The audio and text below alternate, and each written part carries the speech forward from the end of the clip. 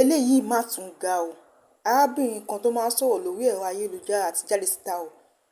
Ó ti wá sọ àwọn àṣírí tó sọ pé òun mọ̀ nípa Lizzy Anjorin. Ó ti wá sọ síta sórí ẹ̀rọ ayélujára báyìí o. Ẹ gbọ́ ohun tó sọ. Tó bá fẹ́ ṣe fídíò náà máa ń wá nǹkan tẹ́ni yẹn sọ nìyẹn. Tó bá tún fẹ́ ṣe show ló máa lọ, tó bá dẹ̀ tún ti ṣe show ó tún ti lọ padà nìyẹn. They don't sell anything there. Wọ́n máa ń ti pa ni. Irú bá ṣe lọ sí branch síbi ìkan yẹn sì, ẹ̀yin tẹ́ bá ń gba bẹ̀ kọjá, ẹ ṣe fídíò bẹ̀ kẹ́ ẹ sọ bóyá ó wà ní ṣíṣí, ẹ lè bá ní ṣíṣí, títì ló máa wà.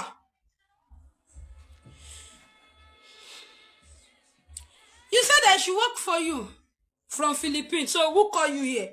You said I should work for you. I said no problem ma. Mo ti gbọ́ ma. Ṣọ́run máa ń wọ ọ̀hún ni. Mo ṣàtì ẹ̀wọ́ ẹ ṣàtì ẹ̀ bá mi ṣí. Sọ pé wàá ṣí. Mo dẹ̀ sọ pé ẹ ṣé mà. Mo dẹ̀ bá tèmi lọ. Bó ṣe wá ní ti tògán àjọbọ yẹn. Sàkámàjẹ́ náà fẹ́ fi ṣe lórí social media, ẹ jẹ́ kí n sọ fún yín. Torí èmi náà kì í fi gbogbo ara ṣọmọ gidi bẹ́ẹ̀ yẹn náà, ẹ jẹ́ kí n jẹ́wọ́ ara mi. Ṣé rí ti ogún àjọbọ yẹn Sàkámàjẹ́ náà fẹ́ fi ṣe lórí social media. Títorí bí ọkọ ló kọ́kọ́ sọ̀rọ̀ yẹn, bọ́kọ́ ṣe sọ, ó fojú burúkú kan wo máa yẹn. Làbúbù ó mọ owó náà wèrè. Alápá má ṣiṣẹ́ òun ló ń náwó. Làbúbù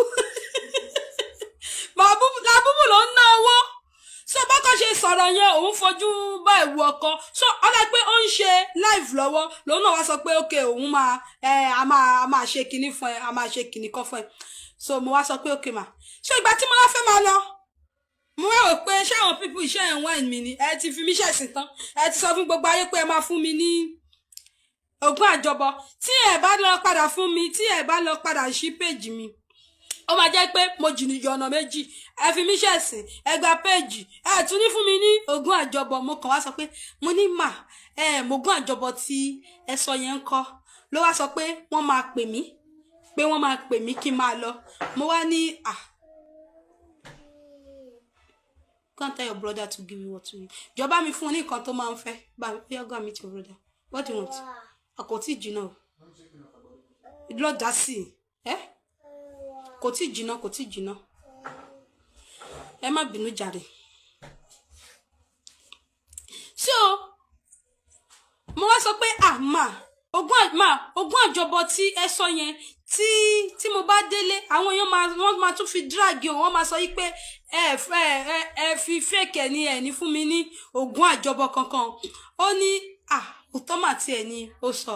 Èmi náà mo kàn fi yẹn ṣe àsọmọgbọ́n pé ó ti fi mí ṣẹ̀sìn, ó sọ nǹkan lórí live ò ní fún mi kẹ̀, àbí you dey whine me ni, you understand? Ó wá ní òtọ́mà ni, àmọ́ ní wọ́n máa fi drag yàn tí mi bá gbé délé. Mo ní tí mo bá gbé délé bẹ́ẹ̀ yẹn, ẹ mọ̀ pé bí mo bá ṣe délé bẹ́ẹ̀ yẹn nísìn, tó bá dọ̀la mo kàn máa fi ṣe fídíò ni pé gbogbo ẹ̀yin tẹ́ sọ yí pé Fáráò kíní kan èèyàn burúkú ni, ogún àjọbọ rèé o, kíní kan o.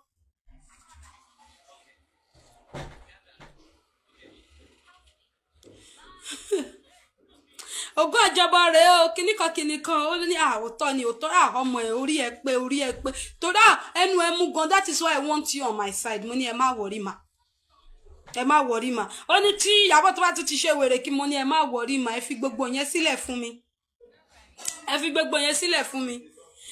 Ẹni mo mọ̀ yí pé ní péjì àwọn tó ti follow mi tipẹ́tipẹ́ láti gbà ní àti even before then náà wọ́n wà ní péjì, mo máa ń rí wọn. Ìgbà tí mo dé, what did I do? Ọjọ́ yẹn mi ò ṣe fídíò kankan. People were calling, mi ò ṣe fídíò. Ìgbà tó dẹ̀ dọjọ́ kejì nǹkan tí mo máa set camera, kí ni mo ṣe? Mo dẹ̀ bẹ̀rẹ̀ sí ní whitewash ẹ̀. Mo sọ pé she's such a sweet soul. Ẹ mọ̀ pé wọ́n ti release page mi. Mo share another page ni o, tí mo bẹ̀rẹ̀ láti wọ́n. Ẹ̀yin èèyàn, kí lẹ rí sóhun tárábìnrin yìí sọ nípa tó sọ pé òun mọ̀ nípa Lizzy Anjorin, kí lẹ rí sọ sí? Ṣé ẹ rò pé òótọ́ ọ̀rọ̀ ló sọ tàbí irọ́ ló sọ? Ẹ jẹ́ ká mọ̀ lábala àríwí sí. Ẹ má gbàgbé àti subscribe, like àti share fídíò yìí. Ẹ ṣé gan-an ni fún àtìlẹ́yìn.